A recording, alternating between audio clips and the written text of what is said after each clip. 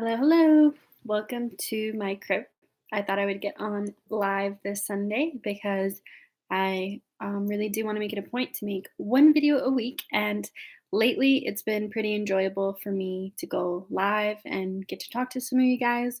Also, it gets me out of my head because then it means I don't have to think too much about what I'm going to say and I don't have to worry about the editing part. So I just love just getting on here and kind of freestyling it and maybe jotting a little bit of notes down beforehand. But today's topic, I think, is a really important one. I want to disclose to you and be super transparent about how I travel so much and what my process is like for saving money and budget traveling so that you might be able to get some ideas and you can travel more with those ideas. Some of these are probably pretty obvious, but there are some people that don't know this information. And also, I just want to give you a little bit of my story and how I've really made this happen. So, when I was 16, I made the decision or I made the wish that I would travel to 25 countries in my lifetime. And that's just been something that's always been a priority for me since I can remember. Even when I was a little kid, I was really excited about moving to the US and getting to experience a new country and culture. And yeah, I just remember having a lot of like daydreams about traveling the world ever since I was young. So I feel like it's something that's kind of been in my DNA. It's something that like my soul has wanted for forever. And so I've really made it a priority in my life to make it happen. And I think that's the main thing for any dream that you desire, anything that you really want. In order for it to happen, you got to be able to make some sacrifices and put that on as like the number one thing that you want in your life and go for it. And so for me, I've given up, certain things so that I could travel. For example, independence of sorts. A lot of the way that I save money to travel is by living with my family when I'm in San Francisco. Either I've lived with my mom or my aunt, even though, I've wanted to be independent and have my own spot. I've gone through the process of just living with my family and saving up as much money as possible so that I can make my trips happen. And I think I've also given up stability in a sense. I was always sort of hopping back and forth from San Francisco. And I would go and spend maybe a summer there and save up and work in like a service industry. One summer I worked at the Converse store, another one I worked in like a chocolate shop, a bakery, a dog daycare. I nannied.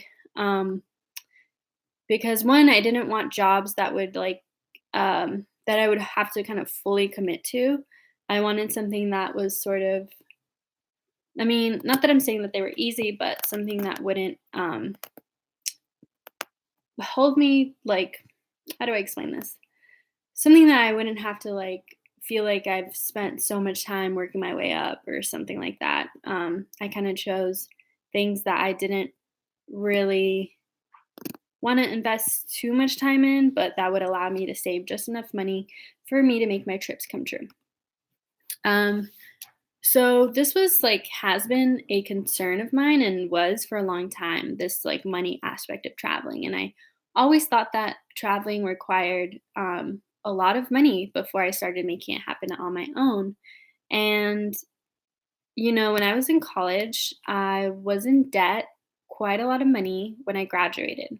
And what my dream really was to move to Europe, particularly Portugal, because when I studied abroad in Spain, I got to visit that amazing country and completely fell in love. And I told myself, I have to live here at one point. But I had all this debt. So that was really holding me back mentally and physically, and financially, I mean, of course. Um, so I spent a lot of time kind of worrying about that debt.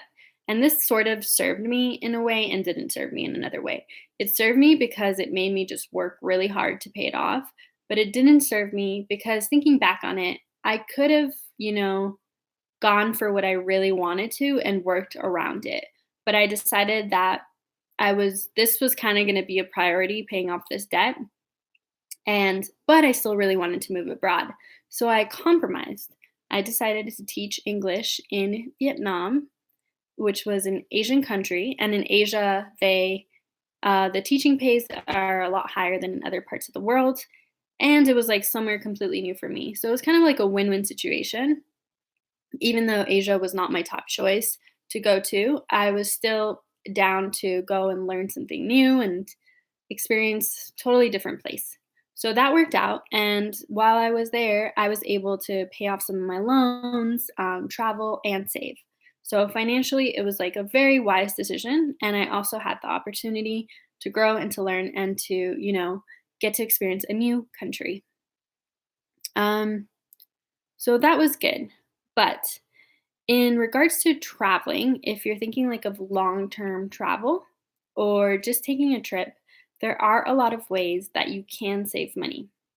Number one is I discovered this site called Momondo. And I'm just going to write that down in the chat. I'm not sure if you can see this afterwards, but I got it from some travel site, and I started using it about a year or two ago, and I found that it's really great. I've haven't really found any places like I've compared with other sites, and that one's usually the cheapest one for me. And so not only have I been able to find like reasonably priced flights, I've also mostly stayed in hostels when I travel. And this is like the number one reason I think why I'm able to do it is because I save so much. If I would compare that to staying in a hotel, which can be like $100, $200, or if I were to even stay in some Airbnbs, hostels are usually cheaper because you're sharing a dorm room with other people. So you're only paying for like a bed space basically. But this is okay for me because some hostels are really quite nice. And also, since I travel solo so much, this is where I really make friends.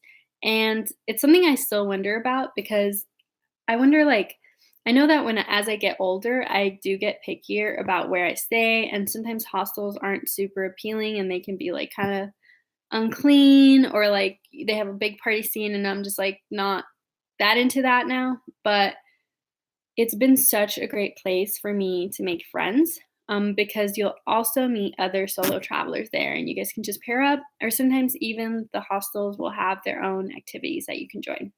So I always recommend hostels, for those two reasons. One, you save so much money, and two, it's such a good social place to be. Another place that you can stay, and it's a little bit out of the box, is doing Workaway. So, Workaway or HelpX is essentially where you trade your time for a free place to stay. So, in Japan, I did this at a guest house, and basically, I worked about 5 hours a day, 3 to 5 hours a day, and I helped clean rooms in this guest house. And I also waitressed a little bit and helped out at the restaurant that they had.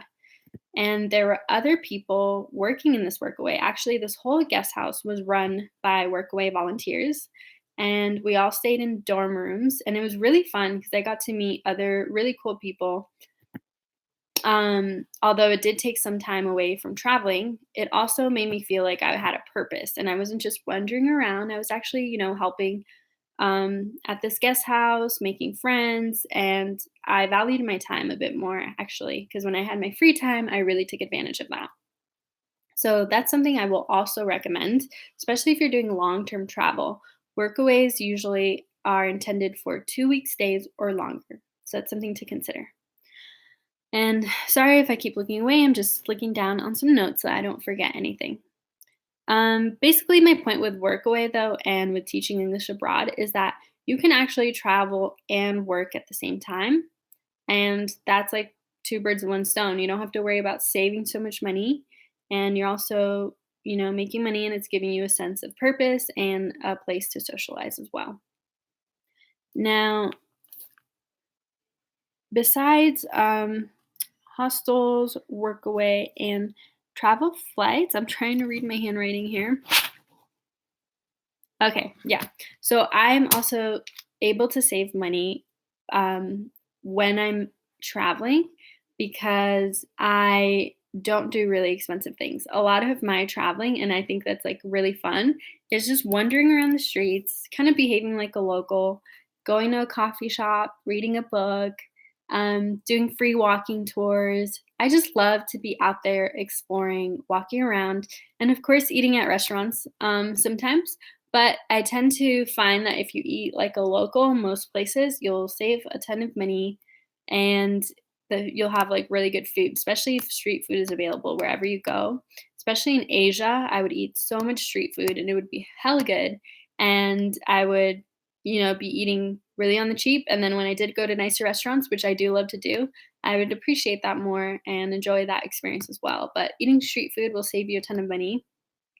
And not having to partake in so many like expensive activities will save you a ton, obviously. So I just love walking around and acting like a local. And I find that sometimes when I'm traveling, and in fact, oftentimes I spend less money than when I'm in San Francisco or other expensive cities. So that's quite interesting because I think that kind of it's a myth that I want to debunk that traveling is more expensive than like living your ordinary life.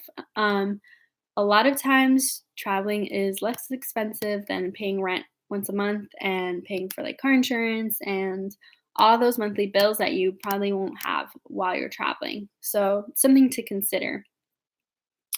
And yeah, that's about it for me. I'm sure I will think of more things later. But thank you for joining me today. And I hope that this is useful for you. Also, I want to announce, and I forgot to announce this at the beginning of the video, that I am starting. So I'm going to take the next 5 people that reach out to me via email, and I want to work with people that really want to make a long term travel plan or relocation plan, and we're going to have a complimentary brainstorming and planning session. So, what that means is you will get to talk to me for about 45 minutes, and we're going to get all those ideas that you have in your head. Let's say you're thinking about moving somewhere, but you're kind of unsure. We're going to just walk through those ideas that you have and help gain some clarity around them and see what kinds of things you need to research. Also, look at what types of things you're already looking into and just help you get organized with those thoughts. So, I really want to help you gain clarity and take the first step into making this happen. And this is totally free. This is actually going to be really helpful for me as I go forward as a travel coach so that I can gain more information about what will be helpful for my clients. So, the next 5 people that reach out to me via email, it's melgar, melgar.coaching at gmail.com. Hey, Lawrence. We'll get to do this free brainstorming session with me, and I just want to help you guys get going on these trip and adventure plans. So please do reach out, and I'm sorry if I'm a bit unclear right now. Um, Reach out if you have any questions. I'm so happy to talk to you. All right, have a happy Sunday. Bye.